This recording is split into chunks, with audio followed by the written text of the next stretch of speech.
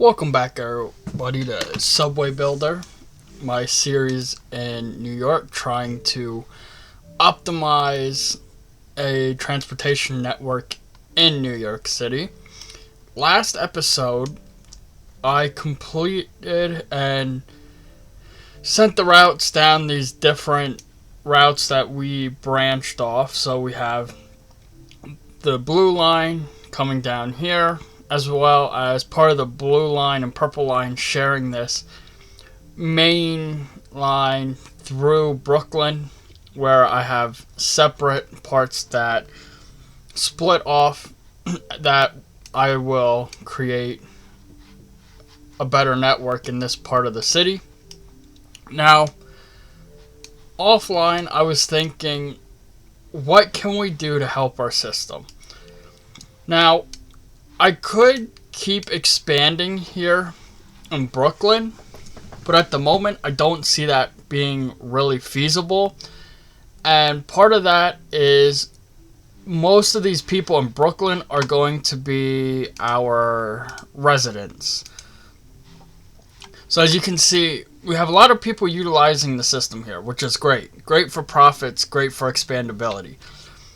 But what I'm more worried about at the moment is after I shoot all these lines out the way I want them to go, we're going to run into capacity issues. And running into capacity issues is going to cause a lot of problems when we don't have the money to fix it. So, as you can see, lots of residents. If we go to the workers, we have some workers along this main line, a little bit off to here, and then destinations in Manhattan. Now, I was thinking that we could, like I said, we could expand Brooklyn, but the issue with that is going to be capacity. My second idea here was to expand the system into New Jersey. You know, come down through Hoboken, Newark, Secaucus, all that. Come down and then have lines transfer, or not transfer, but end down here in Manhattan. But that's going to get costly, especially with this river crossing. We're going to have to be, I believe, 24 meters deep.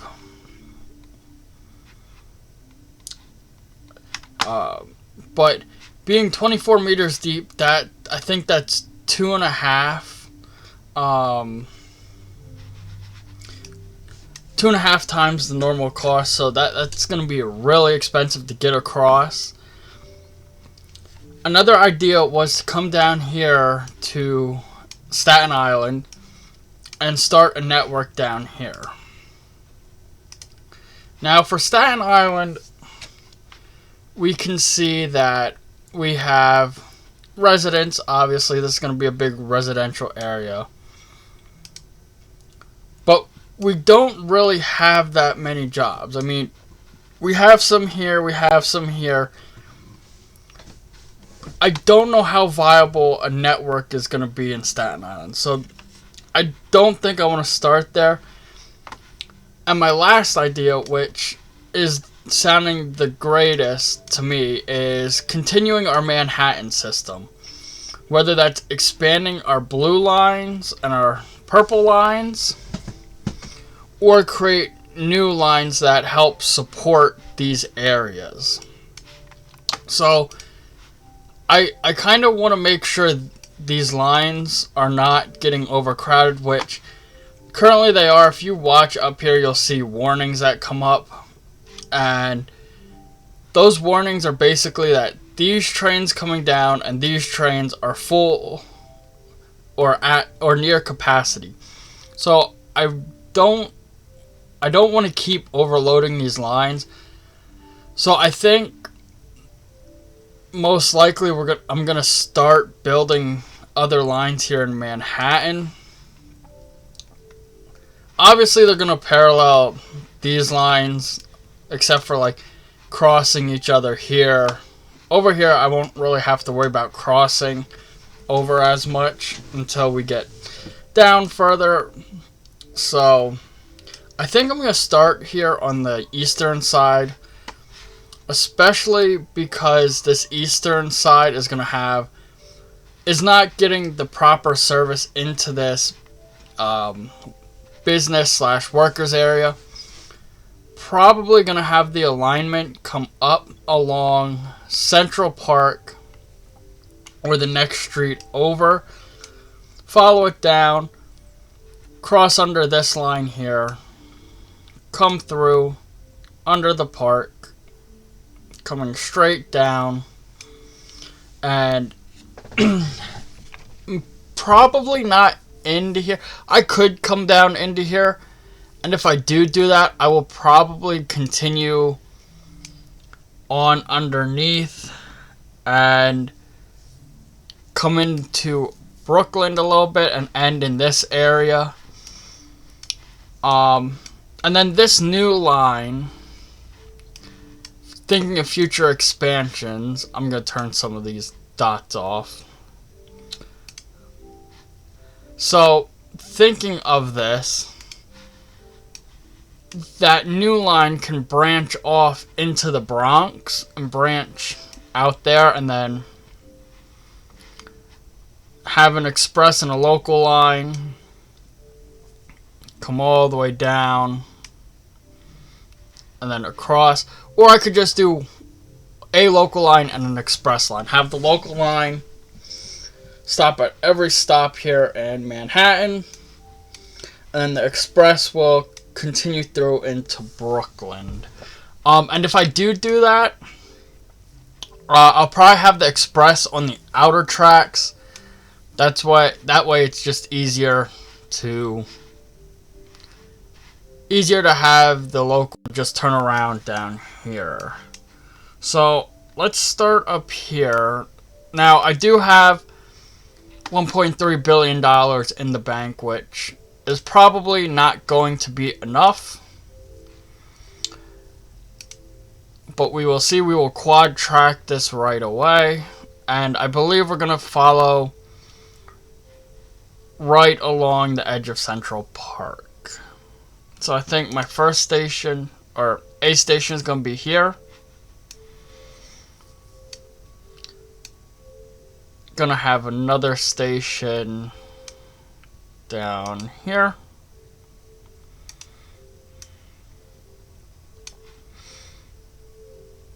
Another station. And I'm not gonna do this whole line in one go. I think I've learned from my mistakes, from the line going into Brooklyn.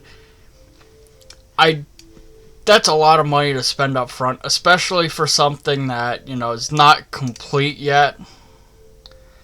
So I think we'll just do this line for now. And you're going to see these stations aren't going to line up completely, which is fine. I mean, this line is going to support the ITX in this section of Manhattan. And then we'll possibly look at expanding over here.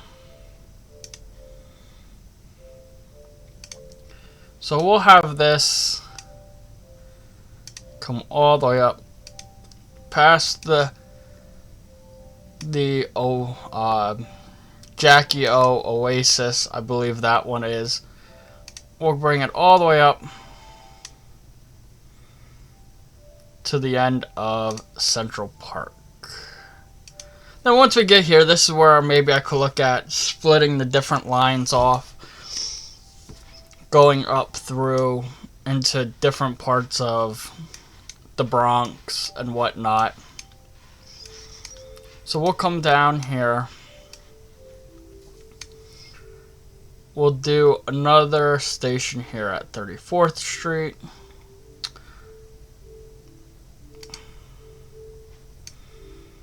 And then this station will have to be, I hope it lets me do it at 9 meters. Yes, it will. So we'll get this.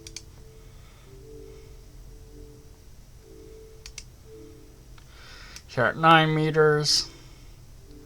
and we'll just stop that. So this currently is going to cost us 1.2 billion. Of course, it's going to cost all of our money. Now, I could delete...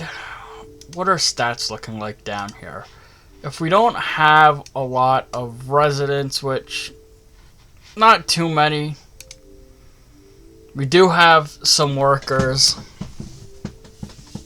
but I'm thinking the initial investment up front right now is good.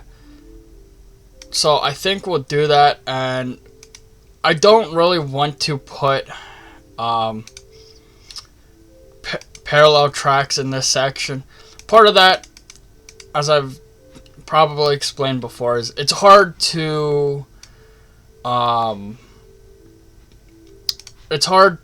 upgrade later on. So what I mean by that is if I do parallel tracks now, when I want to upgrade to quad, I have to delete every line off of this, just so that I can delete the tracks, rebuild them, and it becomes a pain. Now, for any of you that do play this game and have run into that issue, you know what I'm talking about. So we're gonna try to not do that a whole bunch in this series. And also, you may be thinking, wow, every line you've built, cannot use eminent domain. You may be saying, oh, well, everything you've built so far has been quad track. Yes, but as I said before, I'd rather future-proof the system. And that's so I don't have to come back, demolish a whole line just for, to get quad track express and local services in. Now, I could have gone ahead with parallel tracks for all this, but I feel doing it that way, say you have like the ITX over here that was running on this line. So say it was the ITX and I don't know, P. Well, they would all have to join on a parallel track. And if you have lines that stop at every stop and then say like the X is an express service, because they're all sharing the same two lines, you can't have that. Those X trains are going to catch up to the I and the T, and it's going to slow them down.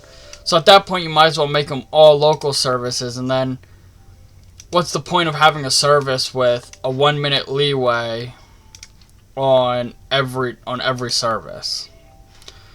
If you get what I'm saying. So we'll add our little crossover here at the end of the line at 107th Street, and then we'll come all the way down. Whoop, too far. We'll come all the way down to 24th and add our crossover there. So that is our line. It's going to cost us 1.6, which is going to leave us with 100 million left. Now, I did notice too, when we look at this, we can see on day 18 we lost money. Well, we lost money because now in the most recent update, when you build or add, it totals that up here, which is fine. And I'm not complaining about that because we basically earned back the money we spent on that in just about a day. So even with this $1 billion project I'm about to do, we will probably earn that back pretty quickly. Especially once we get this line going. I do just have to be cautious because I do need to get more trains on all of these lines. So let's go ahead and build this blueprint. There goes all of our money, practically bankrupt again. So now we're going to come in here and we're going to click new route. This route I am going to make brown. And it's going to be the P line. So the P line is going to run, nope, not trains. Edit route. It's going to run from 24th Street. And it's going to stop at all these locations for now.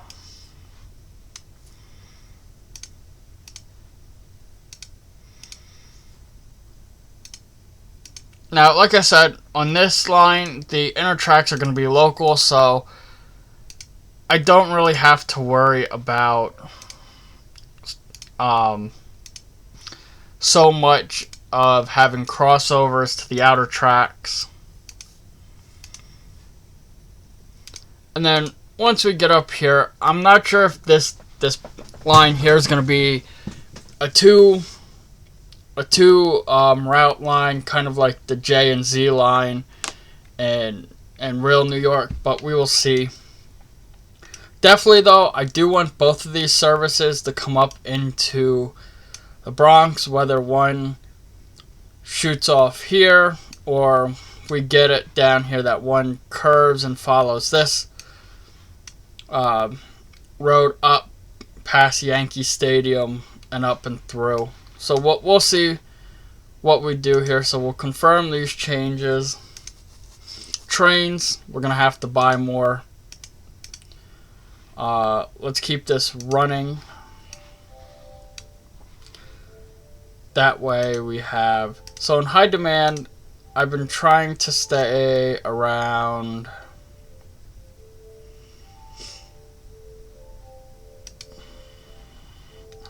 How many can I buy here? We'll buy $100 million of trains. That brings us down to a 7-minute frequency, 9-minute,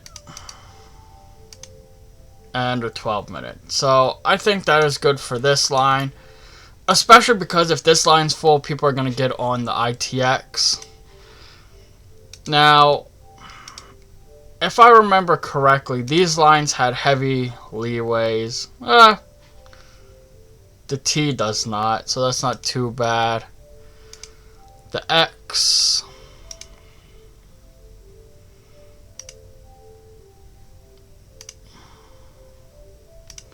can do 6 there, 4, and 3. The I should be good because that's our original line. We had that pretty down packed. So that's good there. And then H, K, and Y. What do we have here? Ooh, 11-minute frequencies.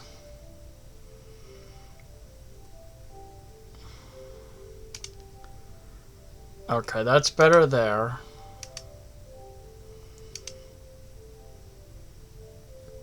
That's better there.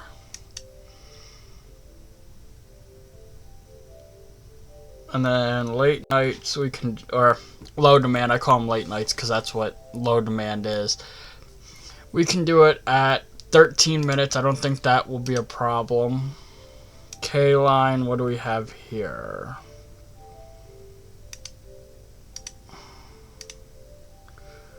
Okay, so we're out of trains on a 7-minute leeway.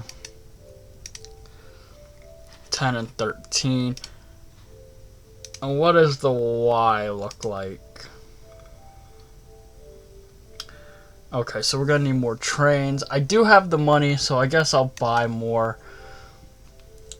Because we're at 400 million. So let's spend 150 on more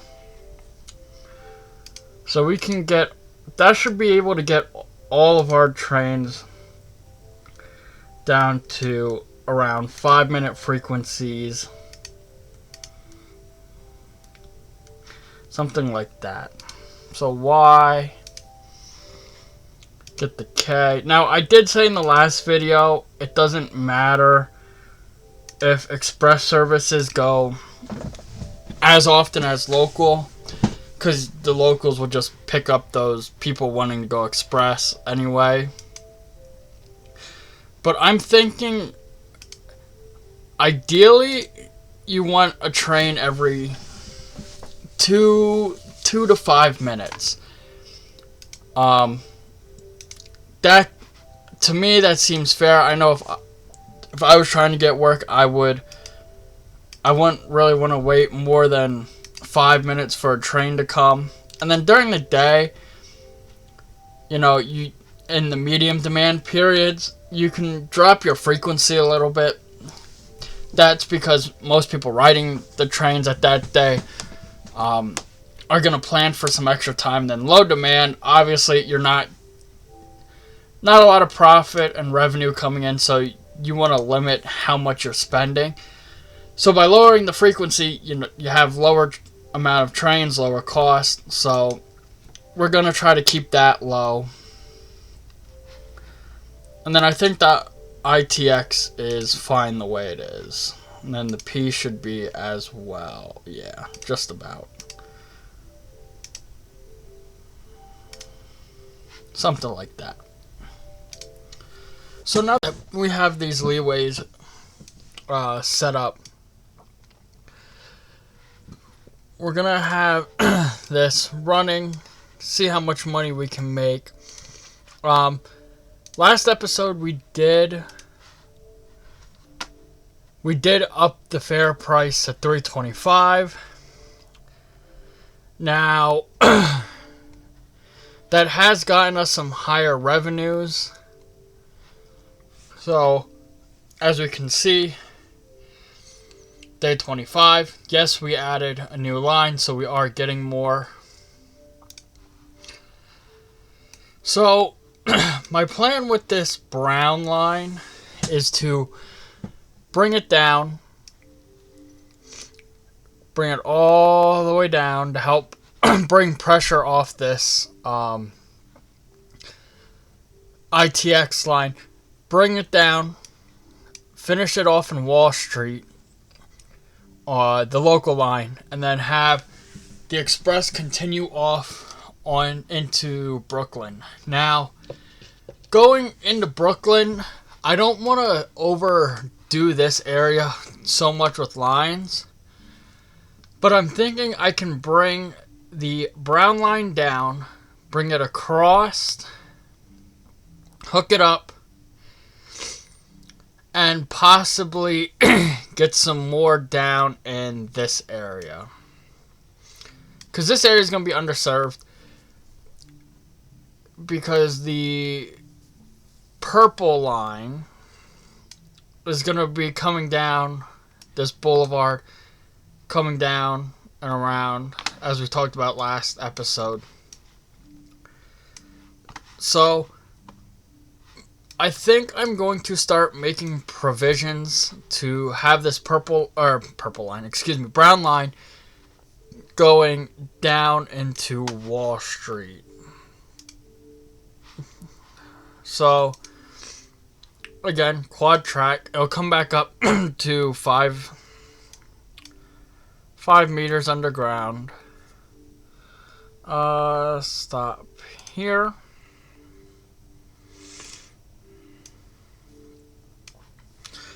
Now I do see there's a building there that may be an issue. Let's see how deep I need to go for that.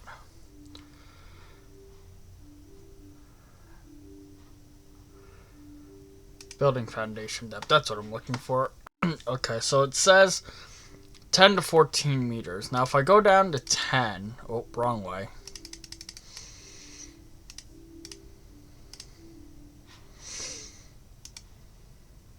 Okay, so 10 is going to be deep enough for that building.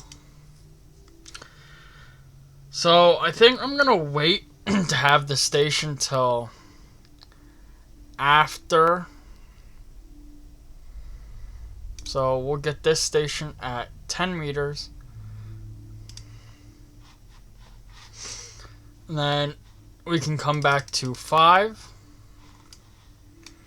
We can turn off this.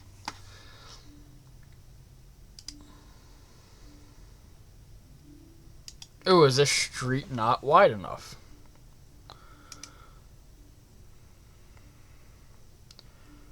No, it is not. So we're gonna have to come down Broadway actually. So let's delete this station here and rebuild it over here on Broadway. Needs to be a -10. This one is Broadway, right? Yes. Wait. LaGuardia. Okay, so it's LaGuardia Place up here. So I forgot to take into account how wide the streets are. So we'll get that station there. Get this back to 5.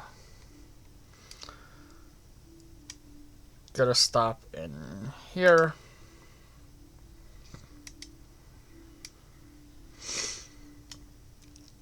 Get another stop down here.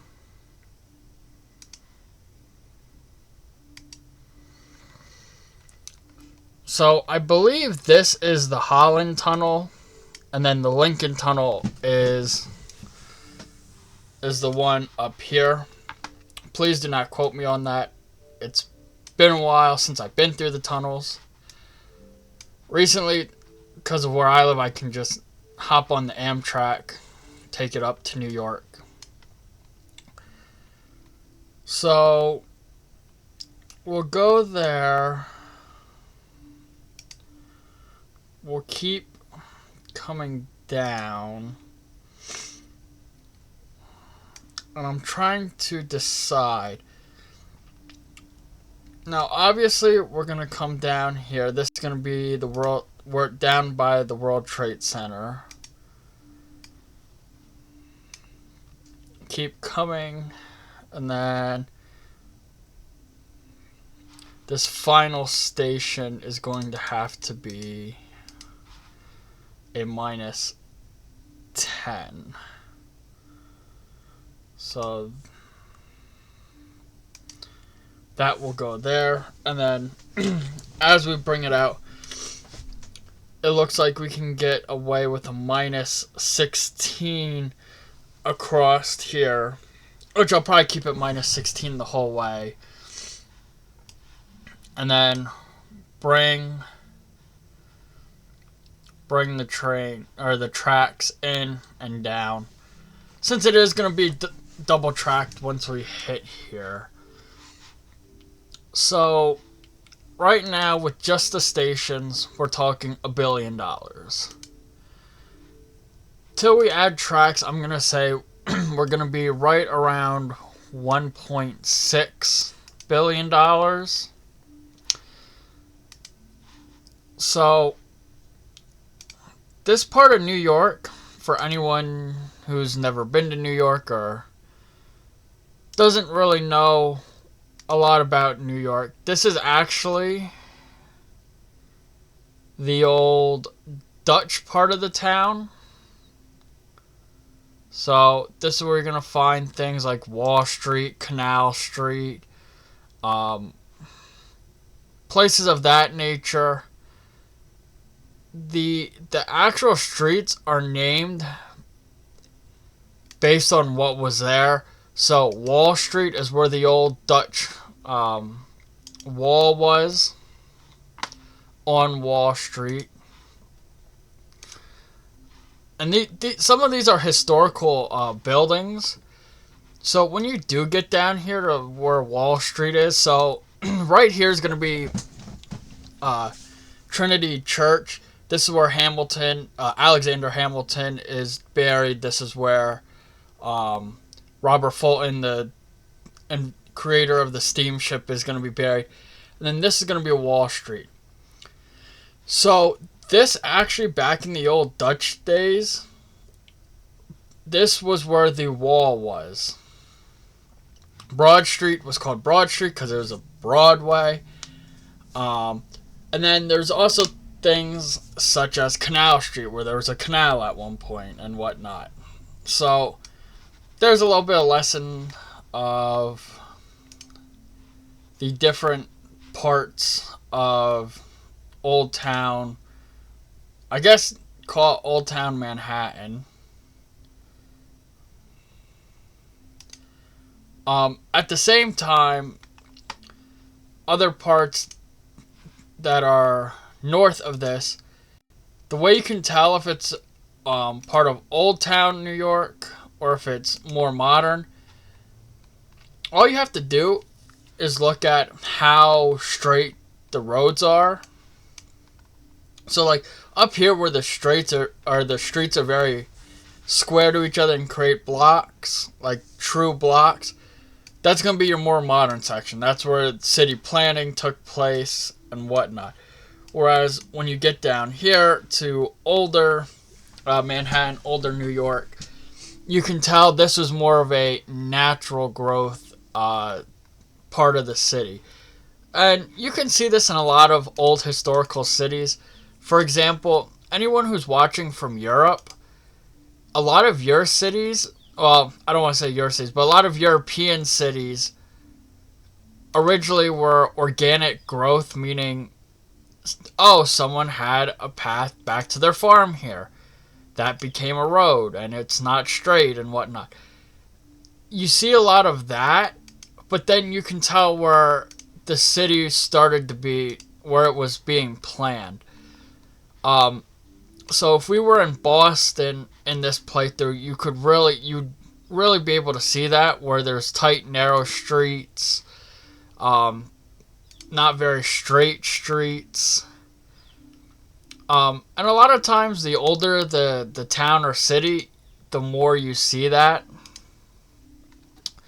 That is just a note on down in New York here, why some areas look very blocky and some are not very blocky.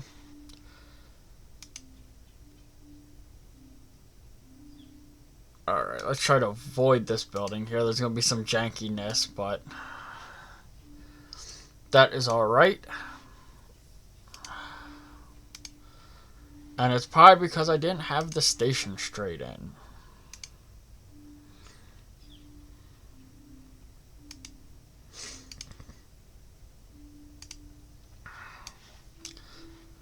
Now,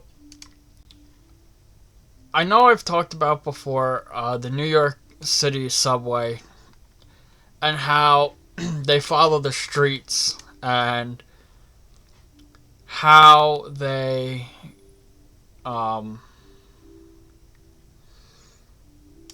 achieve this. So, as you can see right now on the elevation, it says cut and cover, and then when I get lower than that, it says standard tunnel. So cut and cover is what most of the subway system is. Basically, they came along and they tore up the roads. They cut into the earth, built everything they needed to, and then covered it. So imagine whatever street you live on, wherever you live. And they were putting a subway in. So instead of taking a standard deep boring machine that we do today, like I said, what they did was they ripped up the road, cut through the ground, put in the iron supports. So in most subway systems, you see that iconic square forms made out of iron I-beam. They put that in, put the tracks down, switches in, and that was your railroad, your subway. And when they were done, came back, and this is at the point where they put electricity underground. This is where they installed all that. So they did all that, covered it back up, paved the road, that was your subway. That's why in New York, if you look at the subway lines, they follow the roads. It was cheap to do it like that. That was really the only way they had to do it. And so that's kind of the history of how they got there. And if anyone knows about the 2nd Avenue subway, on the, I believe it's Q line, that is, the extension is actually being made with a tunnel boring machine. We're talking deep, deep tunnels. So where that line ends, they have a track, a tail track, and at the end of that is the tunnel boring machine. And that's why if you've ever been to those newer stations, they're more of a vaulted ceiling, and that's because of that tunnel boring machine. Now, that is very expensive to do. That's why we really haven't done it here, besides crossing these channels for the most part. But for the most part, I want to stick with cut and cover. It's cheaper. As you can see, we had a little bit of standard tunnel, and it's almost half the cost of cut and cover for the little bit that we did. So we need $1.4 billion. We're just about $1 billion. So we'll let this play for a little bit. Now I want to take a look at the route ridership. I really haven't paid much attention to it. Just because I don't think it's really necessary. But as we can see, the HK and Y is our busiest line with the most riders.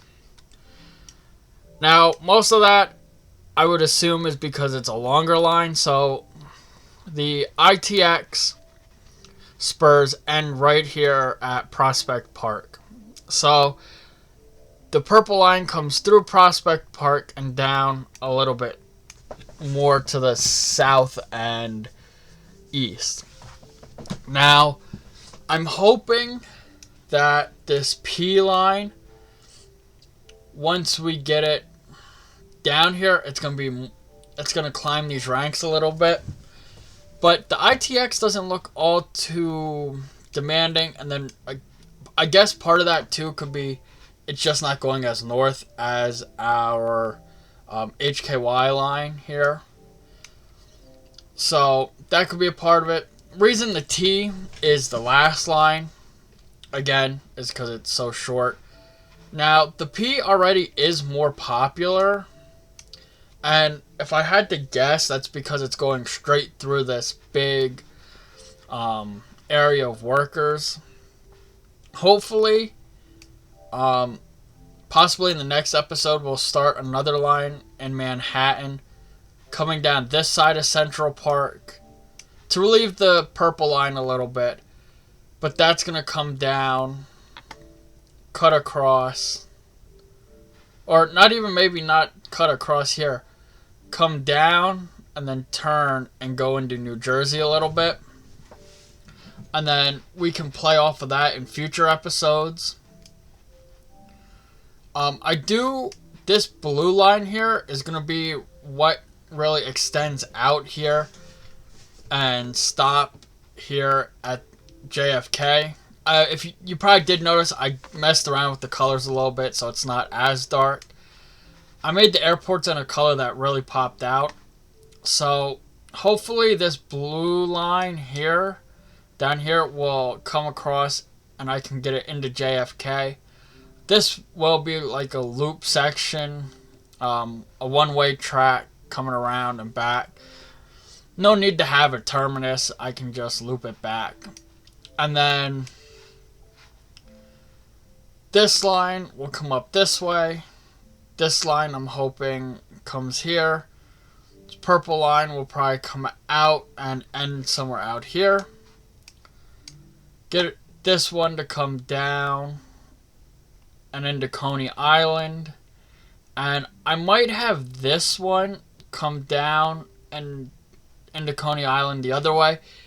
Because this spur, I'm just going to keep bringing all the way down. So I'm thinking of doing 2 lines that terminate in Coney Island. Now, in the real New York subway, there's 4 lines that come into Coney Island, which I kind of think is repetitive. Obviously, you have the Brighton line that comes in and around.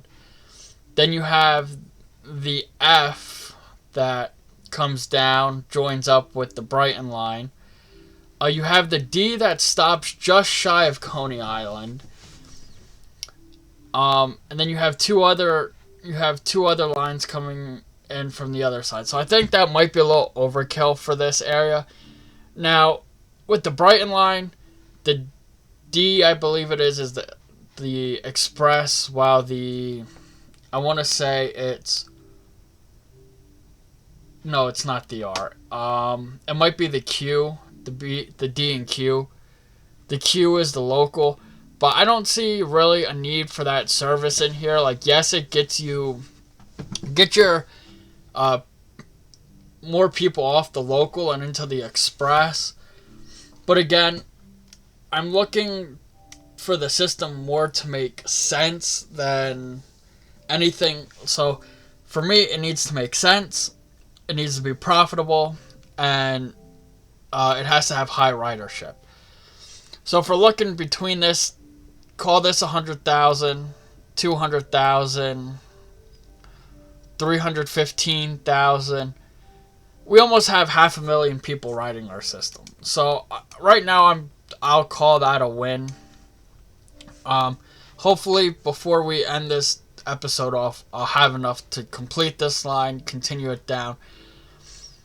And then next episode, I want to bring another line down the west side of Central Park, bring that down, help alleviate this purple line a little bit, bring it down, and possibly over to Jersey, and then maybe have another line with that does cut across and over. I'm not sure yet, because if I'm going to do that, I kind of want to get up into Queens a little bit, so it might be that it comes down, turns, and goes across and over into Queens. Especially because LaGuardia, now, when people think of airports in New York, you think JFK, Newark. You don't think LaGuardia. But a lot of New Yorkers, for domestic travel, use LaGuardia. JFK and Newark are more of your international airports, while this is going to be your domestic airport. So, we'll have to look at what ridership with that in mind and how we want to do it. And maybe even have a crosstown express, like a Queens-Brooklyn Express. Bring it down through here and connect these two airports. Maybe not in a straight line, but come down through, come across, and join back up. Because I think that would be very profitable. And then, like I said, there's a lot of residents over here that we could funnel in. Now, something I haven't looked at is station ridership. So we can see the purple line has a lot of ridership here in the middle, which is expected. Same with these terminus stations, that's expected because you have a lot of people coming down and in. And then these two are very popular because it's where the lines crisscross. So people riding both of these lines are going to add up here. And then coming down, these stations are not as popular yet, and I would probably say that's because we haven't extended the spurs off. Once we extend those spurs, I have a feeling this corridor here is going to get very, very popular for anyone who's maybe taking a HYK all the way down here and then needs to get on, I think this is the X.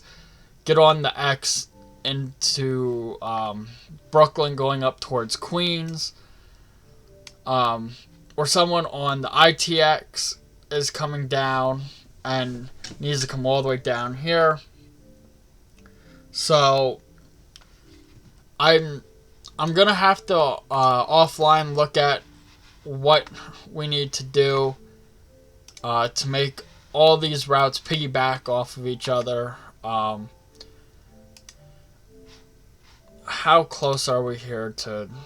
We're still 200 million off. So I'm probably going to get to that in the next episode to build this extension. But for now, we'll just leave it as it is. If you're liking this content, please like, comment, and subscribe. I'm hoping to start streaming a little bit of a different map of this, so leave comments on which map you would like to see. Also, I'm hoping to get some other games on the channel, with this kind of being my primary focus right now. Other than that, I'll see you next time.